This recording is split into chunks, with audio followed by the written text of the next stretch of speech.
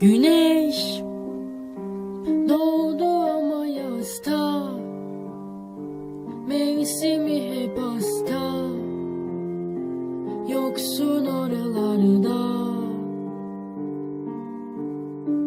Bir ses bin yol olur anla, kaybedilen aşka,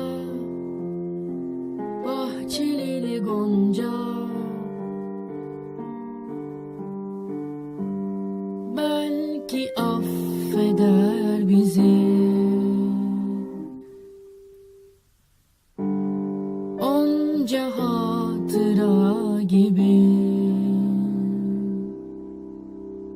Gel be gökyüzüm, kıyıya vurdu aşklarım.